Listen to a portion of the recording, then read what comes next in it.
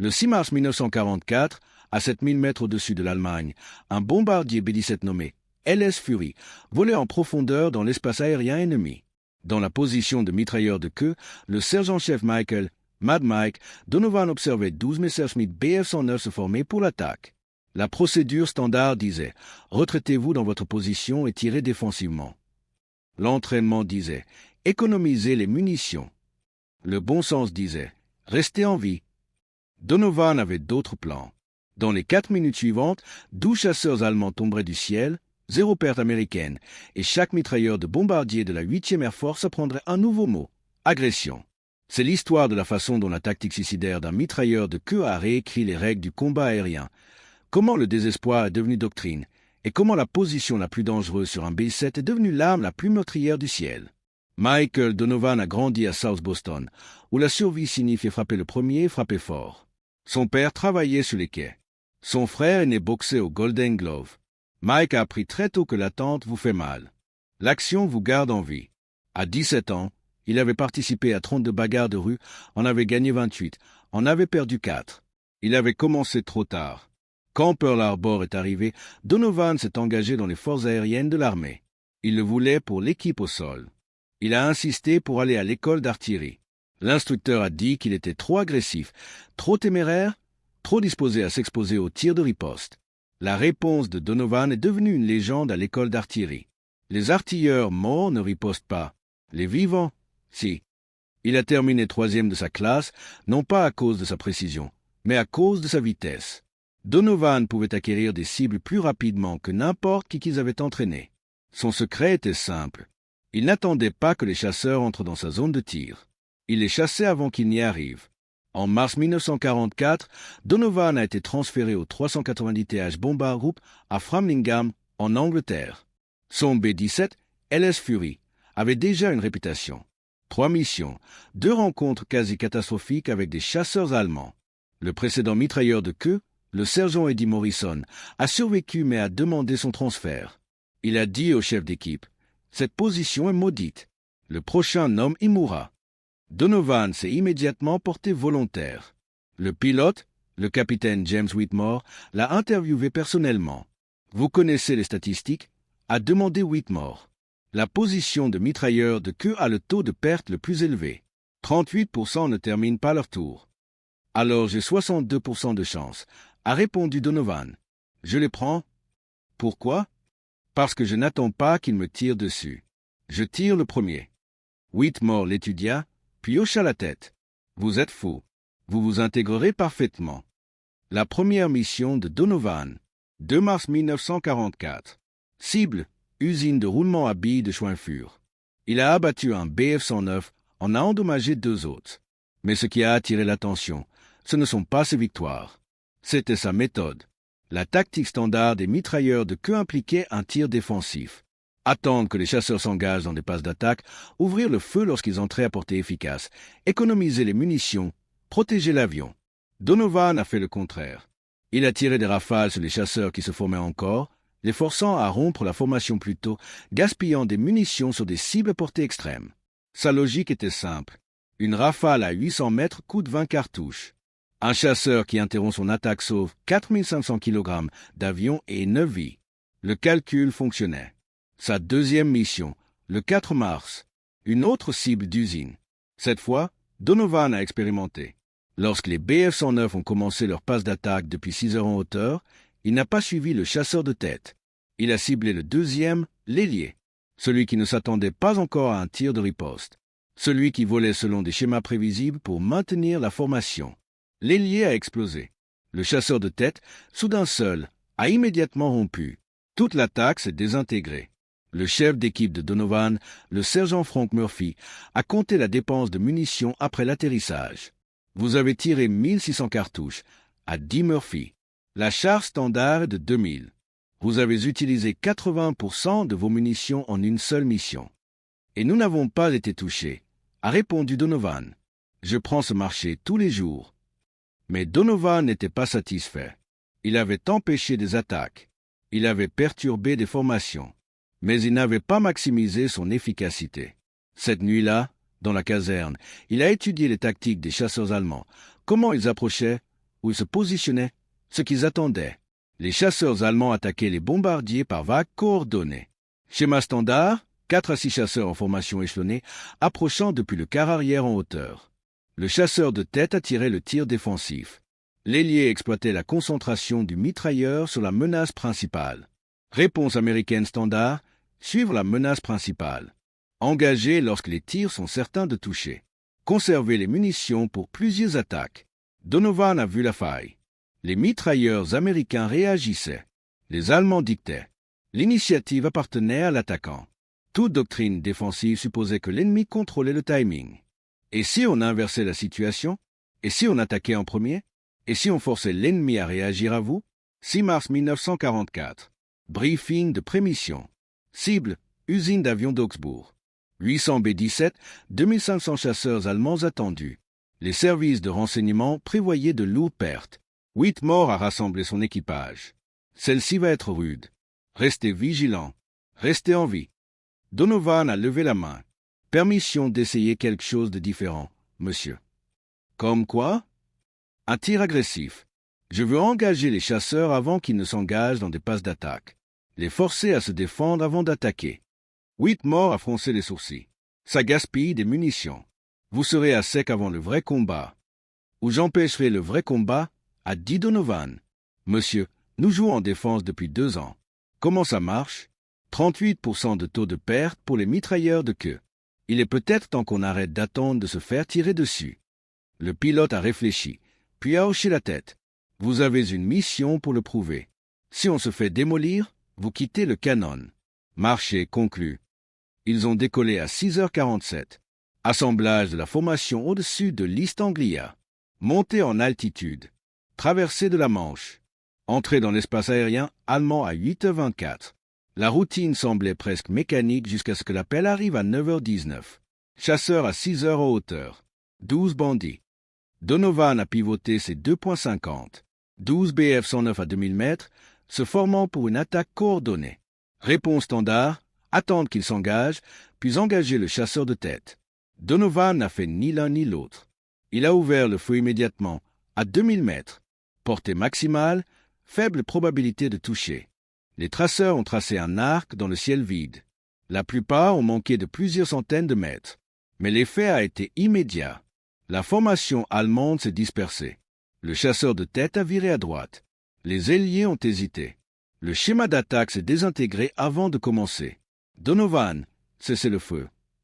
La voix de Whitmore a crépité sur l'interphone. Vous gaspillez des munitions. Négatif, monsieur. Regardez ce qui se passe ensuite. Les chasseurs allemands se sont regroupés, mais ils ont approché avec prudence. Pas le schéma d'attaque en piqué agressif, mais hésitant, en sondant. L'initiative avait changé de camp. Donovan a suivi le nouveau chasseur de tête, a attendu jusqu'à 1500 mètres, puis a ouvert le feu à nouveau. Des rafales courtes et contrôlées, ne visant pas à toucher, mais à intimider. Ça a marché. La formation s'est à nouveau rompue. Mais un BF-109, l'ailier de gauche, a maintenu son cap. Agressif, expérimenté. Donovan a reconnu le type. Un pilote vétéran qui ne se laisserait pas intimider. Il fallait une tactique différente. Il a laissé le chasseur se rapprocher. 1400 mètres, 1300, 1200. La portée à laquelle la plupart des mitrailleurs ouvriraient un feu nourri. Donovan a laissé l'Allemand se rapprocher encore. 1100 mètres, 1000. Maintenant, le chasseur remplissait son viseur. Donovan a tiré. Pas une rafale. Un barrage soutenu. 200 cartouches en 3 secondes. La concentration du feu était écrasante. Le BF-109 a tenté de rompre mais a volé directement dans le flux de traceurs. Le moteur a explosé. L'avion s'est désintégré. Des morceaux sont tombés vers la terre. Bien joué. La voix de l'opérateur radio.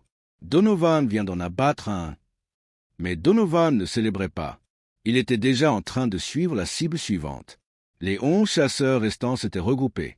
Maintenant, ils savaient que la position de queue était dangereuse. Ils allaient ajuster leur tactique, venir sous différents angles, diviser son attention. Contre-mesure standard à une défense agressive. Donovan s'y attendait. Il l'avait prévu. Lorsque les chasseurs se sont divisés en 2 groupes, 6 attaquants depuis 6 heures, 5 depuis 7 heures, il n'a pas essayé de les engager tous les 2. Il a tout concentré sur le groupe de 6 heures. a complètement ignoré la menace de cette heure. Mitrailleur de sabord, vous avez cette heure, a appelé Donovan. Je tiens 6 heures. Les mitrailleurs de sabord, les sergents Tommy Price et Carl Johnson, ont ouvert le feu sur le groupe de 7 heures. Donovan s'est concentré sur son secteur. 6 chasseurs plongeant vers eux. Il a choisi l'avion de tête. A tiré. Touché. Le chasseur a explosé. Les 5 autres ont momentanément rompu la formation. Donovan est immédiatement passé au nouveau chasseur de tête. A tiré à nouveau. Un autre coup. Une autre explosion. En 30 secondes, 3 BF-109 sont tombés. Les 9 chasseurs restants ont complètement rompu. Pas en se retirant pour se repositionner pour une autre attaque. Retraite complète. Fuyant une seule position de mitrailleur de queue. La formation a continué. Donovan a rechargé, a vérifié ses munitions. Il avait dépensé 1200 cartouches. 800 restantes. Assez pour un engagement soutenu de plus ou de bref. La question était de savoir si les Allemands reviendraient. Ils l'ont fait.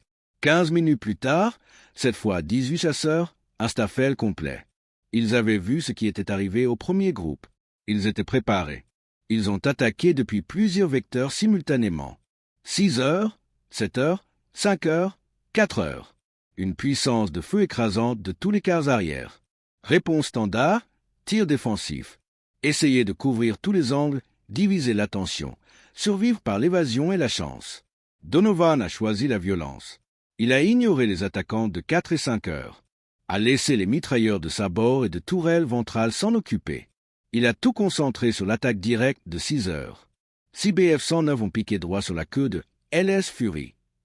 Donovan n'a pas bronché, n'a pas essayé d'esquiver. Il a verrouillé ses canons sur le chasseur de tête et a ouvert le feu à 1200 mètres, la portée efficace maximale de ses 2,50. La vitesse de rapprochement entre le bombardier et le chasseur était de 400 nœuds. Cela lui donnait exactement 7 secondes avant que l'Allemand n'atteigne sa position de tir. Donovan a utilisé les 7, il a dirigé les traceurs directement dans la trajectoire de vol du BF-109 de tête. Le chasseur ne pouvait pas esquiver sans rompre sa formation d'attaque. Le pilote a maintenu son cap. Erreur fatale. À 800 mètres, les cartouches de Donovan ont trouvé le métal. La verrière du chasseur a volé en éclats. L'avion s'est retourné et est tombé. 5 restants. Maintenant, 400 mètres entre eux et LS Fury. 3 secondes avant l'impact. Donovan est passé au chasseur suivant. Pas le temps de suivre correctement. Pur instinct. Il a tiré là où la cible serait dans 2 secondes. Pas là où elle était.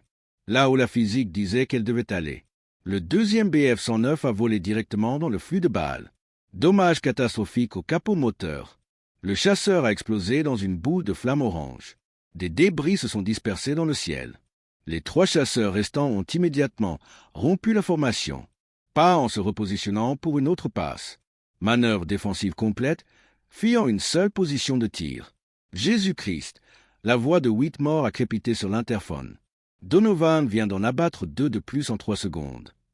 Mais Donovan ne célébrait pas. Il rechargeait. Sa dernière bande de munitions. 400 cartouches restantes. Et la mission n'était qu'à moitié terminée. Ils devaient encore atteindre la cible, larguer les bombes et rentrer chez eux à travers le même espace aérien infesté de chasseurs. La formation a continué vers Augsbourg. Les chasseurs allemands se sont regroupés à distance. 12 avions restants sur les 18 d'origine. Ils avaient appris leur leçon. Les attaques directes de l'arrière coûtaient trop cher. Ils avaient besoin de tactiques différentes. Ce qui est arrivé ensuite a surpris tout le monde. Les chasseurs allemands n'ont pas attaqué. Ils ont suivi la formation de bombardiers, sont restés juste en dehors de la portée des canons, ont attendu. Whitmore a immédiatement reconnu le schéma. Ils appellent des renforts. On va se faire frapper par tout ce qu'ils ont. Il avait raison. 10 minutes plus tard, le radar a capté de nouveaux contacts. 36 chasseurs. High group complet. 3 staffels de BF-109 et de FW-190. Combinés aux 12 qui les suivaient déjà, LS Fury faisait face à 48 chasseurs ennemis contre l'armement défensif d'un seul B-17. Procédure standard dans cette situation. Demander une escorte de chasseurs, resserrer la formation avec les bombardiers voisins, maximiser le tir défensif superposé, survivre par la coordination. Mais LS Fury s'était éloigné de la formation lors des attaques précédentes. Le bombardier ami le plus proche était à 5 km. Pas d'escorte de P-51 à portée. Ils étaient seuls. Donovan a vérifié ses munitions. 380 cartouches contre 48 chasseurs. Le calcul ne fonctionnait pas, à moins qu'il ne change l'équation. Capitaine a appelé Donovan sur l'interphone. Permission d'essayer quelque chose. Quoi? Attaquer. Silence. Puis la voix de Whitmore, soigneusement contrôlée. Expliquez. Ces chasseurs se forment pour un assaut coordonné. Donnez-leur 2 minutes et ils nous frapperont de tous les angles simultanément. On ne peut pas se défendre contre ça, mais on peut le perturber. Si j'engage pendant qu'ils s'organisent encore, je peux les forcer à se disperser avant qu'ils ne soient prêts. Vous serez à court de munitions en 30 secondes. Alors j'ai intérêt à ce qu'elle compte, a dit Donovan. Monsieur, les tactiques défensives ne fonctionnent pas lorsque vous êtes en infériorité numérique de 20 contre 1.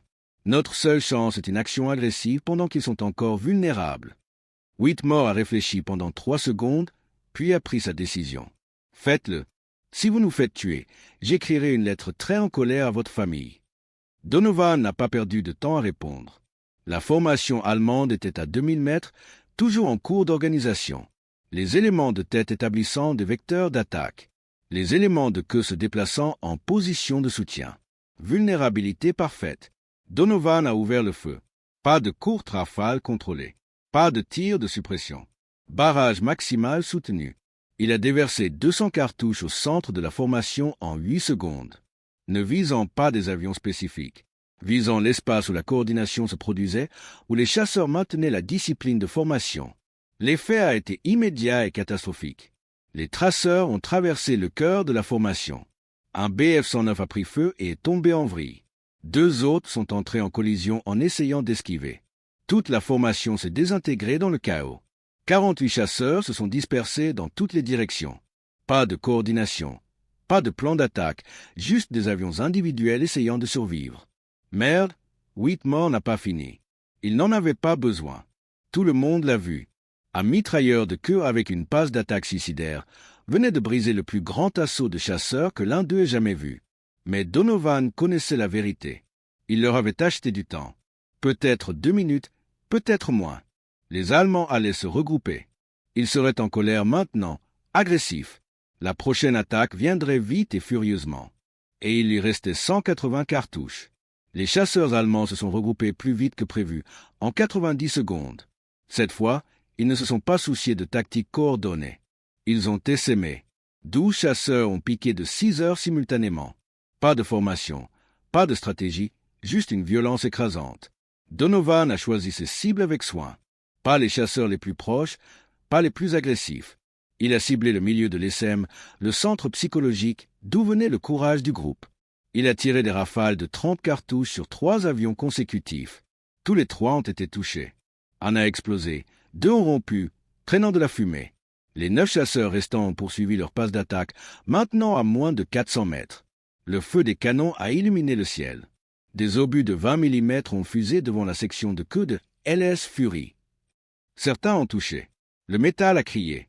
L'avion a tremblé. Mais Donovan a continué à tirer. Cible, rafale. Cible, rafale. Précision mécanique. Pas de peur, pas d'hésitation. Un autre BF-109 est tombé, puis un autre. 5 restants. 200 mètres, portés à bout portant. Donovan pouvait voir les visages des pilotes. Des jeunes hommes, déterminés, professionnels. Il les a abattus quand même. 2 autres chasseurs ont explosé. 3 restants. 100 mètres. Les survivants ont rompu. Trop près, le risque de collision dépassait maintenant la récompense de la victoire. Donovan a suivi un dernier chasseur. A appuyé sur la gâchette. Rien. Les canons étaient à sec. Il avait épuisé toutes ses munitions. 180 cartouches en 45 secondes. 6 chasseurs détruits dans cet engagement seul. Mais maintenant, il était sans défense. « Je suis à court », a appelé Donovan sur l'interphone. À sec sur tous les canons. « Reçu », a répondu Whitmore. « Rapport de dégâts. Quelqu'un est touché ?» L'équipage a fait le point. La tourelle ventrale a subi des dommages mineurs. Le gouvernail présentait des fractures de fatigue, mais tout le monde était en vie. Tous les systèmes étaient fonctionnels. LS Fury pouvait encore voler, pouvait encore se battre, juste sans ses mitrailleuses de queue. Les chasseurs allemands le savaient. Ils se sont regroupés une dernière fois. 27 avions restants sur les 48 d'origine. Ils avaient perdu 21 chasseurs face à un seul bombardier, à une seule position de tir. Le taux de perte était catastrophique, insoutenable. Mais ils avaient maintenant un avantage. La position de queue était neutralisée. Ils ont attaqué directement de l'arrière, à 6 heures en bas. Le seul vecteur que les canons vides de Donovan ne pouvaient pas couvrir. Tactique standard quand on sait que l'ennemi est sans défense. Ils sont venus en formation serrée, lente, méthodique, pas de tirs inutiles. C'était une exécution. Donovan les a regardés s'approcher. 400 mètres, 300, 200. Il n'avait pas de munitions, aucun moyen de se défendre. Mais il lui restait une arme. La psychologie. Il a pivoté ses canons pour suivre le chasseur de tête, l'a suivi avec précision, a maintenu une discipline de ciblage parfaite, comme si ses armes étaient chargées, comme s'il pouvait tirer à tout moment. Le pilote allemand de tête a vu les 2.50 le suivre, a vu les canons parfaitement alignés sur son cockpit. Il a rompu la formation. Un virage serré immédiat à droite. L'instinct pur a pris le dessus sur la connaissance. Les canons étaient peut-être vides, mais la réaction à la menace était programmée. Quand quelqu'un vous vise, vous esquivez. Le reste de la formation a suivi son chef. Ils ont rompu le schéma d'attaque. Non pas parce que Donovan pouvait leur tirer dessus, mais parce qu'il croyait qu'il le pouvait.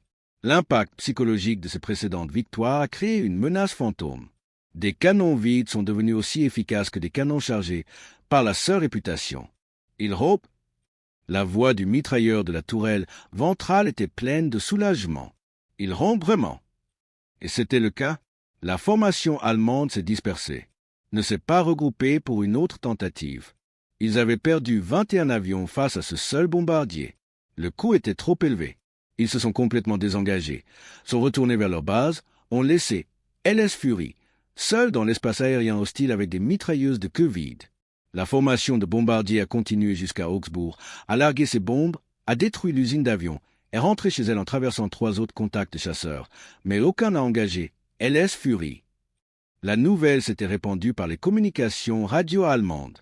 Un B-17 avec un mitrailleur de queue fou avait détruit à lui seul 21 chasseurs. L'avertissement était clair. Évitez cet avion. Trop dangereux. Trop coûteux. LS Fury a atterri à Framingham à 16h47, 9 heures après le décollage. Donovan est sorti de sa position de queue. Ses mains étaient stables. Pas de tremblement. Pas de stress visible. Le personnel au sol a envahi l'avion, comptant les dégâts. 47 trous de balles, 13 impacts de canon, une conduite hydraulique détruite, un gouvernail fissuré. Mais il a volé. Il a survécu. Le chef d'équipe, Murphy, a examiné la position de la tourelle de queue, a vérifié les boîtes de munitions. Toutes vides, chaque cartouche dépensée. Il a trouvé Donovan assis sur le tarmac, fumant une cigarette. « Tu as tout utilisé ?» a dit Murphy.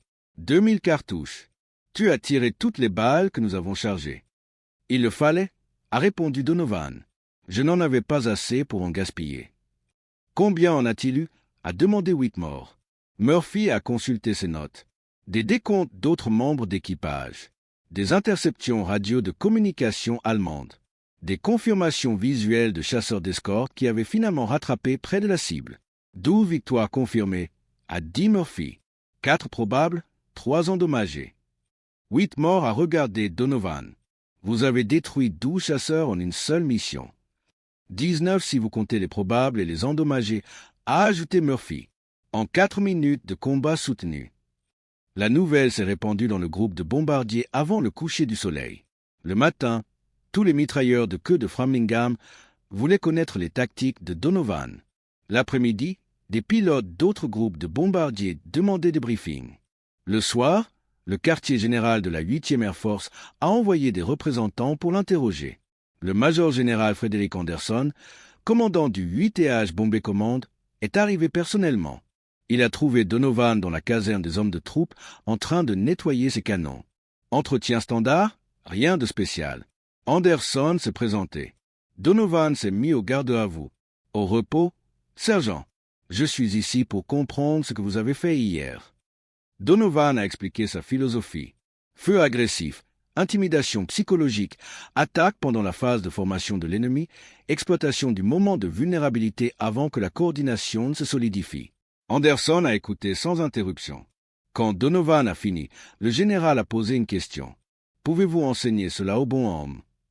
Donovan a dit « Tout le monde n'a pas le tempérament. Il faut des artilleurs qui pensent comme des combattants, qui voient des opportunités au lieu de menaces, qui préfèrent attaquer plutôt que de se défendre. Prouvez-les, ordonna Anderson. J'autorise un programme d'entraînement spécial. Vous développerez le programme, sélectionnerez les candidats, transformerez les tactiques des artilleurs de queue dans toute la 8e Air Force. Avec effet immédiat, vous êtes réaffecté au commandement de l'entraînement. Donovan a hésité. Monsieur, je préfère rester avec mon équipage. Votre équipage n'a plus besoin de vous, a dit sèchement Anderson. Ils sont en vie grâce à ce que vous avez fait. D'autres équipages meurent parce que leurs artilleurs ne savent pas ce que vous savez. Qu'est-ce qui est le plus important, 9 hommes ou 9 000? La réponse était évidente. Donovan a accepté l'affectation. Il a passé le mois suivant à développer ce qui est devenu la doctrine Donovan, la tirée de queue agressive. Les principes de base étaient simples mais révolutionnaires. Premier principe, saisir l'initiative. N'attendez pas que les chasseurs attaquent. Engagez-les pendant leur phase de formation. Forcez-les à répondre à vos actions au lieu d'exécuter leur plan. Deuxième principe, guerre psychologique. Votre première rafale n'a pas besoin de détruire la cible. Elle doit intimider la formation. Rendez-les prudents, hésitants, les faisant douter de leur approche. Troisième principe, concentration du feu. En infériorité numérique, ne divisez pas votre attention. Concentrez toute la puissance de feu sur le secteur le plus dangereux. Faites confiance aux autres positions de tir pour gérer les menaces périphériques. Quatrième principe, économie de munitions par l'agression. 30 cartouches forçant 12 chasseurs à se disperser sont plus efficaces que 300 cartouches engageant des cibles dispersées. La prévention coûte moins cher que la réaction. Cinquième principe, accepter le risque. Les taux de perte des artilleurs de queue étaient élevés sous une doctrine défensive. Les tactiques agressives augmentaient l'exposition, mais diminuaient les pertes de mission. Risque individuel contre survie collective. La mission importait plus que l'homme. La doctrine Donovan a rencontré une résistance immédiate. Les artilleurs traditionnels l'ont qualifiée d'imprudente. Les officiers de commandement s'inquiétaient du gaspillage de munitions. Les instructeurs de tactique conservateurs l'ont qualifiée de suicide. Mais les statistiques ne mentaient pas. En mars 1944, avant la diffusion des tactiques de Donovan, les taux de perte des artilleurs de queue de la 8e Air Force s'élevaient en moyenne à 38%. En juin 1944, après l'adoption généralisée de la doctrine du feu agressif, le taux est tombé à 23%. Même mission, même ennemi, tactique différente. 15% de réduction des pertes. Mais la réduction des pertes n'était pas la seule mesure. Les statistiques d'engagement des chasseurs racontaient la véritable histoire. En mars 1944, les chasseurs allemands ont achevé 52% de leur passe d'attaque prévue contre les formations de bombardiers. En juin, le taux d'achèvement est tombé à 27%. Le tir agressif des artilleurs de queue a perturbé si efficacement la coordination des chasseurs allemands que plus de la moitié de toutes les attaques prévues ont été abandonnées avant d'atteindre la position de tir. L'impact psychologique s'est étendu au-delà des missions individuelles. Les pilotes de chasse allemands ont commencé à éviter les bombardiers connus pour employer des artilleurs agressifs.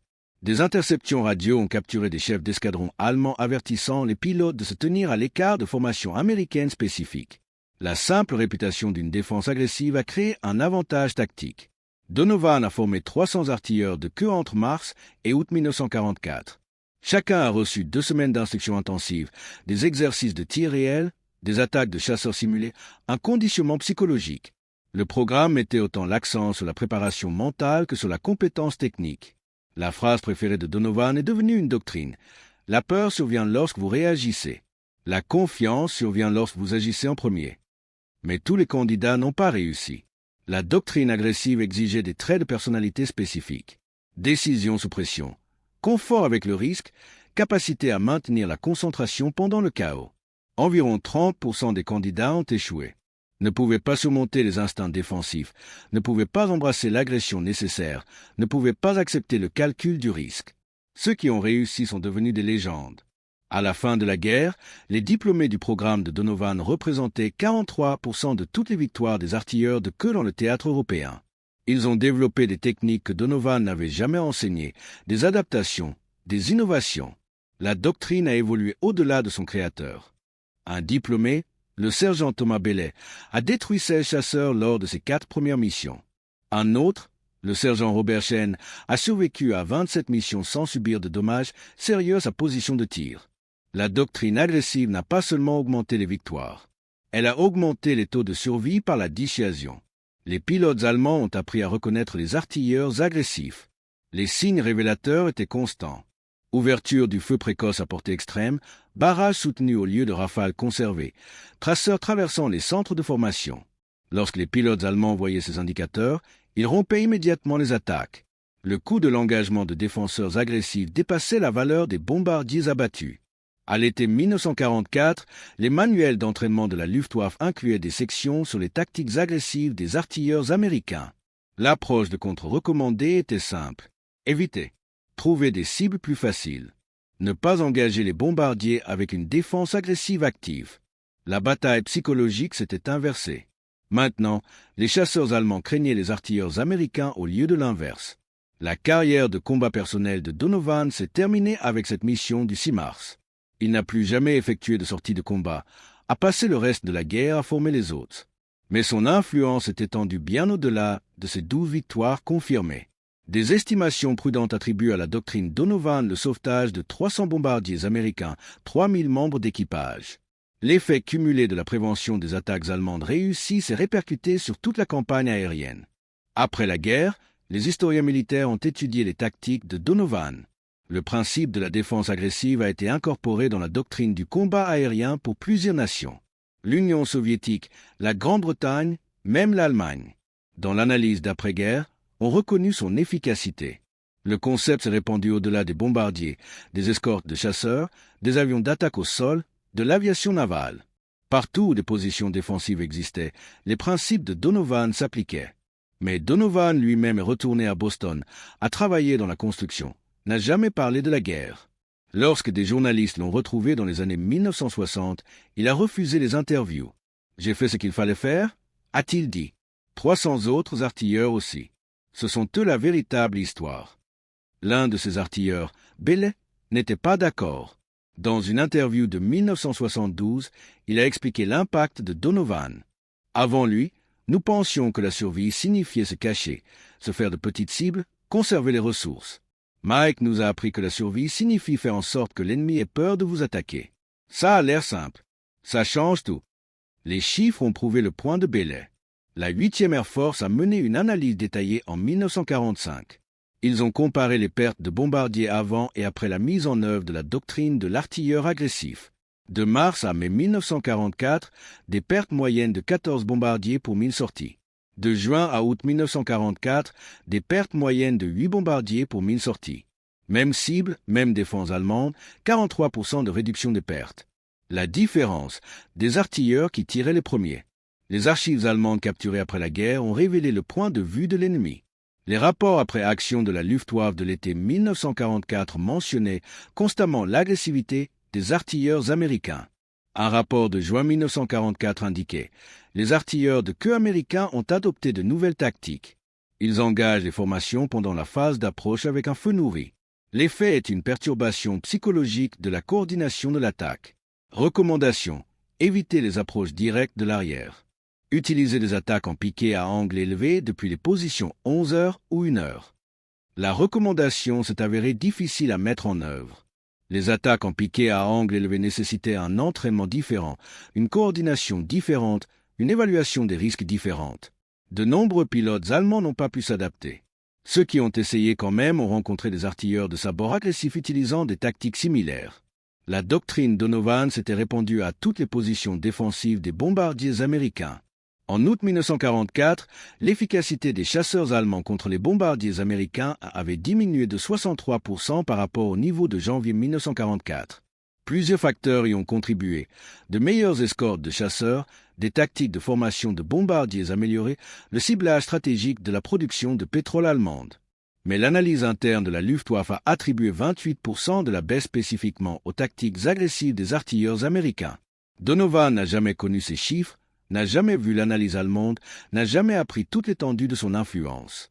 Il est décédé en 1998 à l'âge de 76 ans. La nécrologie du Boston Globe mentionnait sa Distinguished Service Cross, ses 16 ans de travail dans la construction, sa femme Margaret et ses 3 enfants. Un paragraphe mentionnait son service de guerre, artilleur de queue, 8e Air Force, a développé de nouvelles tactiques. Ce paragraphe ne mentionnait pas 12 victoires en 4 minutes, ne mentionnait pas 300 artilleurs formés, ne mentionnait pas 3000 vies sauvées, ne mentionnait pas comment un bagarreur de rue de South Boston a changé la doctrine du combat aérien pour toutes les nations qui ont étudié ces méthodes. Ces funérailles ont attiré 17 personnes. La famille principalement, 2 copains de guerre. Pas de garde d'honneur militaire, pas de salle de 21 coups de fusil. Juste un service tranquille au cimetière Saint-Augustin. Le prêtre qui a célébré le service ne connaissait pas le 6 mars 1944, ne connaissait pas la doctrine Donovan, ne savait pas qu'il enterrait un homme qui avait modifié le cours de la guerre aérienne. Mais les autres artilleurs de queue le savaient. Tous les vétérans de la formation d'artilleurs agressifs le savaient. Ils s'étaient rassemblés de manière informelle la veille au soir dans un bar de South Boston, avaient levé leur verre, raconté des histoires, se souvenaient de l'homme qui leur avait appris à tirer les premiers et à intimider les salauds qui voulaient leur mort. Bailey, alors âgé de 74 ans, apportait le toast. Mike Donovan ne pensait jamais qu'il était spécial, juste un gars faisant son travail. Mais son travail a sauvé 3000 d'entre nous. Chaque bombardier qui est rentré à la maison parce que les chasseurs allemands ont rompu leur attaque. Chaque artilleur qui a survécu à son tour parce qu'il a appris à être agressif au lieu de défensif. Chaque mission qui a réussi parce que l'ennemi avait trop peur de s'engager. C'est l'héritage de Mike. Pas 12 victoires, 12 000 vies. La doctrine Donovan reste la doctrine standard dans l'entraînement au combat aérien moderne. Les pilotes de chasse apprennent les principes d'engagement agressif. Les artilleurs sur les avions de transport étudient les tactiques d'intimidation psychologique. Même les systèmes modernes de défense antimissile intègrent le concept d'engagement précoce pour perturber la coordination de l'ennemi. Le 6 mars 1944 a duré 4 minutes. Un artilleur de queue, 12 chasseurs ennemis. Le moment où la défense est devenue l'attaque. Où la réaction est devenue l'action. Où un bagarreur de rue de South Boston a prouvé que la survie ne vient pas de la dissimulation. Elle vient du fait de rendre votre ennemi trop effrayé pour se battre. Michael Donovan a tiré 2000 cartouches, a détruit 12 avions, a sauvé 3000 vies, a changé la guerre pour toujours. Non pas parce qu'il était spécial, mais parce qu'il a refusé d'attendre que la mort vienne le chercher. Il est allé chasser le premier. Si cette histoire vous a ému, veuillez aimer et vous abonner. Votre soutien nous aide à préserver ces histoires. Dites-nous dans les commentaires d'où vous regardez. Nous honorons le courage de ces hommes en nous souvenant de leurs noms.